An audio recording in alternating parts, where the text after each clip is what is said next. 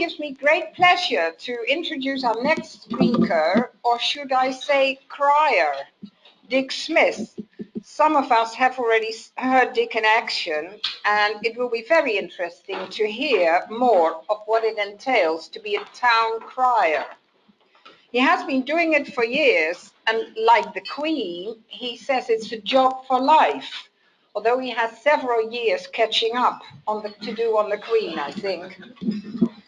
Now, it must be lovely to have a loud voice. When I was in teaching, and I don't have a loud voice, I was certainly not the loud voice or the shouting type.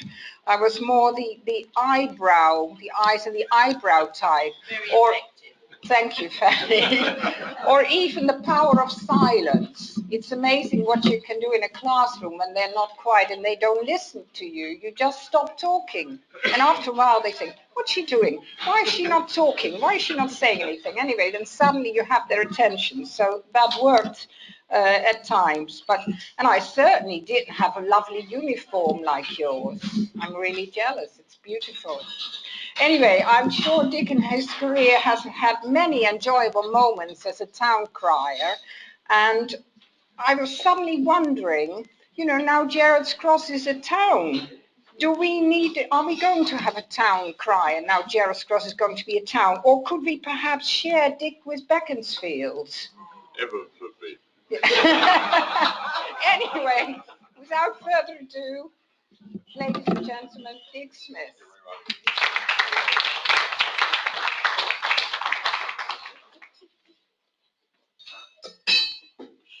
Well, good morning, ladies and gentlemen. Before I do anything, I'll put my hat on. There we are.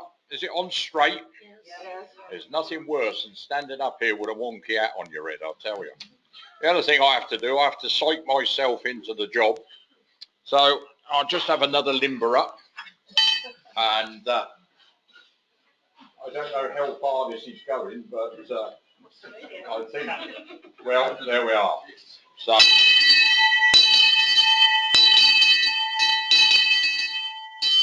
That's better. I feel ready to roll now. As you heard, I'm the town crier of Beaconsfield. I've been the town crier now for 47 years.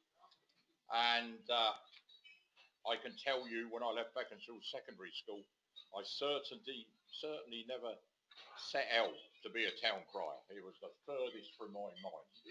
If they'd have said to me, Smith, 7 years hence of leaving this establishment, you will end up with the backside of an ostrich on your head for the rest of your life. I said, don't be stupid, but here it is, and here it stays.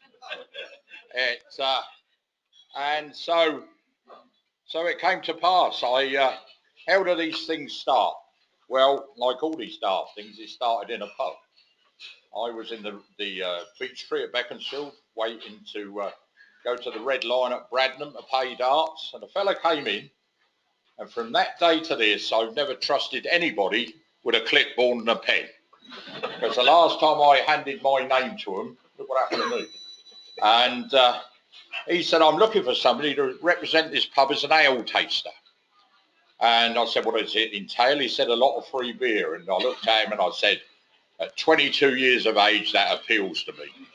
And just by chance, I said, I understand not only is an ale taster going to be picked, but the fact is that you're going to have a new town crier.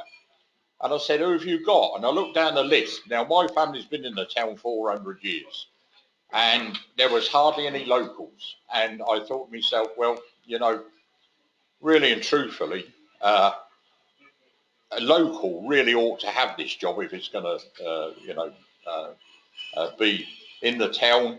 And for the honour of my family and the honour of the old people, I'll go for it. I had never sheltered in my life before. I can tell you that. I've never been interested in sport. I wasn't married with a wife and 3 children at the time, though over the years I had an awful lot of practice. And I had probably the best behaved children in the whole of Buckinghamshire. I didn't have to raise my hand to them.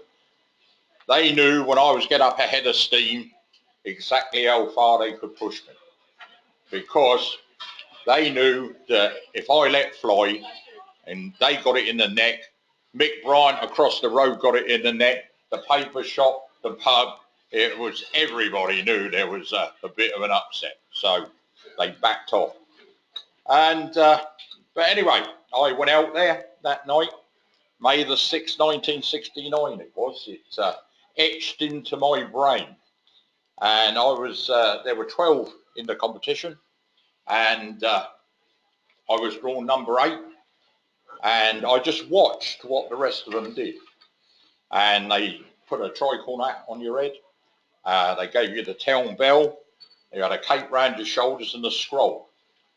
And you had to go from the centre of the town over to the White Hart and shout out, or as it is today, cry, what was on the parchment. And so you rung the bell to get people's attention. Oh yes, oh yes, oh yes, whatever was there, and God save the Queen. And I did that, and from the moment I opened my mouth, I found it was so easy to do. It really did take me by surprise. And I went down to the estate office where you had to do a second cry. And by the end of the evening, it was down to 2 of us, me and George Feasy. And they said, right, what are you going to do now? You're going to go the far side of the road by the old Lloyd's Bank, and you're going to cry it back across the traffic, back across the crowds to the judges on a rostrum. And so I got over there and I said to George, I said, you want us first or second, George? He said, I don't even want to be here. I said, well, I said, you better go first, which he did. And then it was my turn. And by now I was flying. And when you're in a competition and the adrenaline's going, there comes a point where you know it's within your grasp. And that came when I'm in full cry. A Boeing 707 came over from Heathrow Airport at about 2,000 feet, and I heard the captain say, where the hell did that come from? And I knew then that I was the next town crier of Beaconsfield. And the seal of approval was old Ernie Ridley. Nobody had ever seen him out in public take his hat off his head. And as I walked back across the road, I see him throw it in the air. And that was the final seal of approval. 10 minutes later, I was made the town crier of the manorial court of Beaconsfield. I was given part of my warrant of office and an illuminated scroll, and everybody returned to the Saracen's Head for a big celebration. And about 10 o'clock, a young fellow tapped me on the shoulder, and he said, excuse me, sir. And I turned around and I said, you know what, I've been in this office an hour and a half and everybody's calling me sir. But it just shows you how easy it is to slip into the vernacular. Because I turned around on my stool and I said, yes, my man. And he said, do you realise, he said, there's a national championship for town criers. I said, get away with you. He said, there is, and my paper is prepared to sponsor you to go in for it. I said, how much? He said, 50 quid. I said, you're on. Now, in 1969, I just come out of an apprenticeship and a craftsman's rate was £14 a week. I'd never seen £50. I don't think in the whole of my mother and father's life they ever see it in one piece. But £50 it was. So the downside was that you had to dress up in a daft outfit. But I didn't know that at the time. So I'm living with my old gran, and I'm filling in this form that comes through the post for the News of the World National Town Crying Championship. And my old gran looks over my shoulder and she said, boy, she says, I don't care what you do in your life, she says, but I don't want your name in the News of the World. Now, in 1969, if you were in the News of the World, you really been at it, I'll tell you. And I said, no, gran, no, it's a town crying contest. Well, whether she believed it or not, but anyway. And I was accepted for it, and it was at Hastings in the first Saturday in August of that year. And you'll appreciate this, ladies, I had absolutely nothing to wear. They hadn't even thought of a town crying outfit. But Donald Easton, who had a store there, he came to see me. He said, look, I will get you an outfit, and if you do anything, can I have a display in my shop window? And I said, of course, Donald. I said, but if you see whom I'm up against, I'm up against Whispering Herbert Waldron from Great Torrington in Devon. I said, and Whispering Herbert he's won it 8 times. Now, Whispering Herbert was about 5'3", but he had a stovepipe hat, made him look about 6'4". We're sure he had a great big amplification system in there. He said, no matter, we can only try our luck. And so me and 3 carloads of the boys went down there on the first Saturday in August of 1969. And the first person I met was Charlie Tamplin from the borough of Illingdon. And he was immaculately dressed. And this uniform that Donald Easton had got, it fitted where it touched where it fitted, and it had been round the houses a few times. And I looked at Charlie and I thought, oh dear. But anyway, he said to me, I'll show you the ropes. I'll take you up to Warrior Square and we'll scare a few pigeons and I'll see how you get on. He said, go and put your uniform on. Well, I did. I went and put it on, and as I said, this is 1969 when men were men, and I went to step out into Hastings High Street, the first time I'd ever gone out in public in stockings, so I was feeling a bit, and I put my leg out the door, and one of my mates says, oi, I said, what's that? He said, you've got a ladder. I said, I got a what? He said, you've got a ladder. Well, I never had any nail varnish or anything. I mean, you shout nail varnish today and you get killed in the rush, but for the sake of my art and the sake of the town and the manor of Beaconsfield, I gritted my teeth and I went out, ladder and all. And by 4:30 that afternoon, I was the youngest town crier this country's ever seen, the youngest champion. We all found out about it about 10:30 Sunday.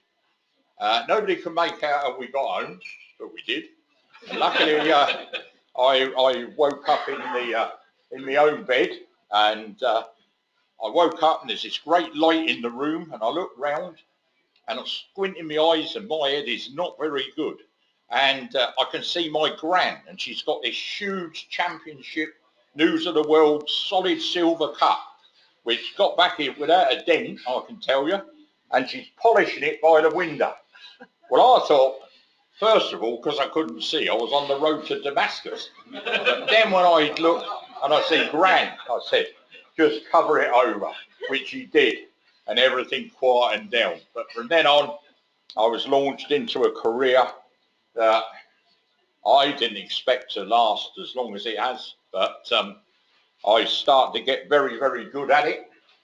And over the years, I've done the most fantastic things. If I had the time, I would tell you about my adventures in Gerrard's Claws.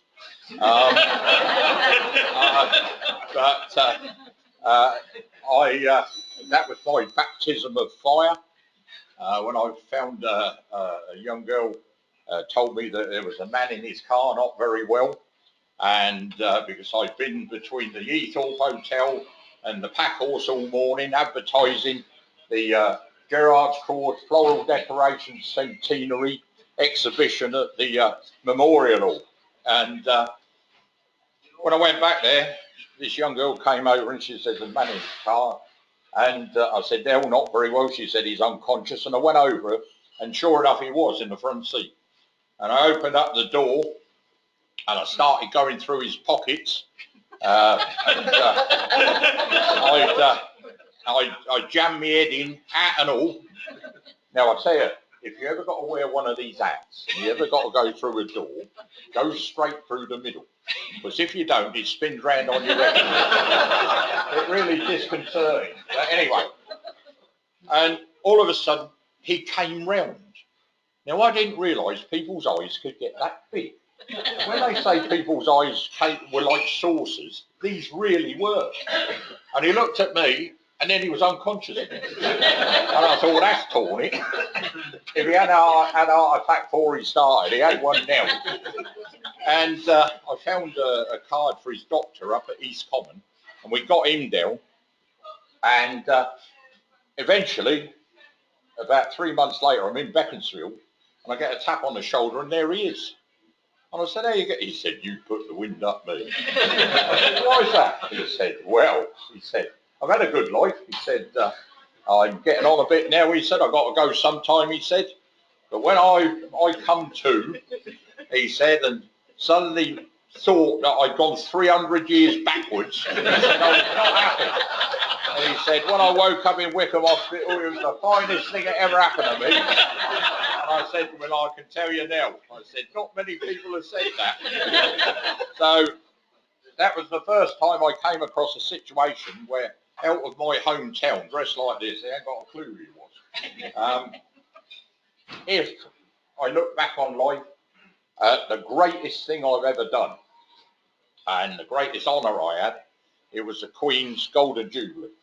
And I was asked by my neighbour, Gary Bell, if I would go to Windsor, because the day before the big parade in London, there was a big parade in Windsor. And would I stand in front of Her Majesty and congratulate her on her reign? And I said, yeah, of course I would. It would probably be the apex of my career. And so on the day, went into Windsor and never had a chance of wrecking it because the security was so tight. So I had to try and work out where Her Majesty was going to be. And I plumped on the Guildhall because we were on the long walk and coming out in the High Street to go up the Guildhall up to the castle. And at 11 o'clock we moved off and I was number 34A. And the people ahead of us had galloped on. The people behind us were slow. And so I had all the time in the world. And the day hadn't really got off the ground. It was, oh, what a frightfully good show, you know. Nobody had got, whoa. And I didn't realise it was going to be me that got them going. And so I'm marching along and I see the Guildhall and I rung me bell. And by the time I got there, I could see Her Majesty sat there, Prince Philip and Gary Bell there. And there are thousands. And the first thing that struck me was I'm too close to Her Majesty. I'm far, far too close because the road was shrunk in. But I thought there's nothing I can do now, so I let fly. Well, I damn near blew her hat off. And I've never seen such a look of surprise on Her Majesty, and I don't think anybody else will ever. And Prince Philip then wanted to fall off his chair laughing. And while I was congratulating her on her reign, she's saying something to Gary Bell and laughing, and I thought, later on I'll find out what that's all about. And then at the end I took my hat off and shouted, God save the Queen. And this was the cue for all these thousands of people. And as I came to the end of it, to a man, they went, yes! Unbelievable. And I'll tell you, if I can get them going here, I can get them going anywhere in Windsor. So I went up to the Queen Victoria Memorial, I faced down Pescott Street and I let them have it. I have never, and probably never will again, had or levitated in the air at one time so many Koreans and Japanese you've ever seen. To a man they lifted off. Talk about loyal subjects, put the rest of them in the shade. Went down past the castle, see my uncle there, let him have it, place went mad. And when I got back, Gary said, you know, he said, me and the Queen knew where you was. He said, there was this Mexican wave of sound and we thought, that's it. And I said, what did the Queen say to you? He said, well, she turned to me with a certain amount of shock on her face and said, where does one find a man with a voice that loud? And he said, well, he lives next door to me, man. And she thought that was absolutely hilarious. So you never know when you go out exactly what's going to happen. But over the years, I've worked with all of the royal family at different times. And the only one I never was Princess Diana. Never ever come into contact with her, but all the rest. The one I work with more than anything is the Duke of Gloucester, and 10 times I've had to operate with him. The last one was last year on the hottest day of the year, and he come up to me in the afternoon. He said, "Mr. Smith," he said, "don't you think that the Lord of the Manor ought to get you a summer outfit. I said, well, sir, funny you should say that. I said, she's just been talking about it. And he looked at me and he said, lycra? I said to him, sir, lycra is just not me. So now if I said what was the greatest disappointment I ever had, and that was when I won the national championship. Because down at Hastings, they've got the Hastings Winkle Club. Now, the Hastings Winkle Club is like the Variety Club of Great Britain. It's like the Grand Order of Water Rats. All the fishermen of Hastings, they keep together and they have famous personalities over the years, and they raise money for children's charities and all sorts of things. And every year the national champion was made a winkler. And anyway, I never ever achieved them heights. And to be a winkler, when you were actually made one, and famous winklers were the Queen Mother, Montgomery of Alamein, and Winston Churchill, and you're given a silver chain with a silver winkle on it. And the Queen Mother, she had a gold winkle, and so did Winston Churchill. And when a winkler has always got to have their winkle with them. And so when one winkler meets another winkler, they get their winkles out and they go, winkles up. And they reckon, otherwise you've got to put 25 guineas into the bin. And they reckon the Queen Mother couldn't keep her winkle in her handbag.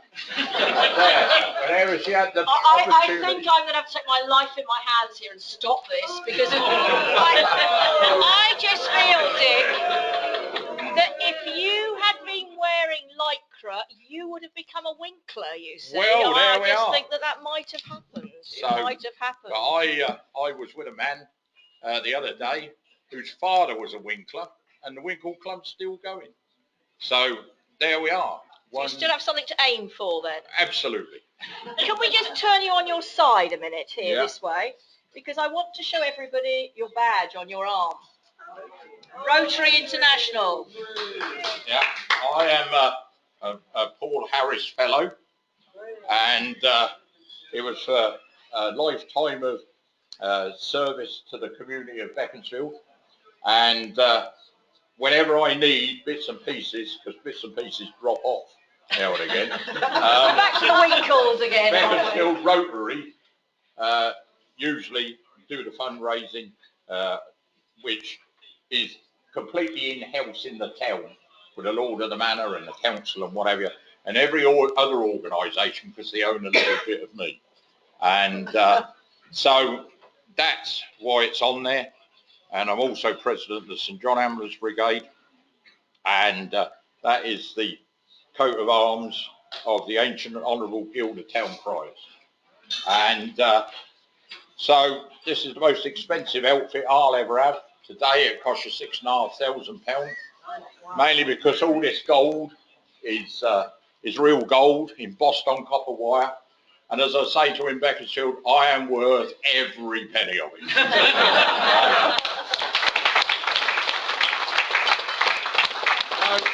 I will sign off in a traditional way.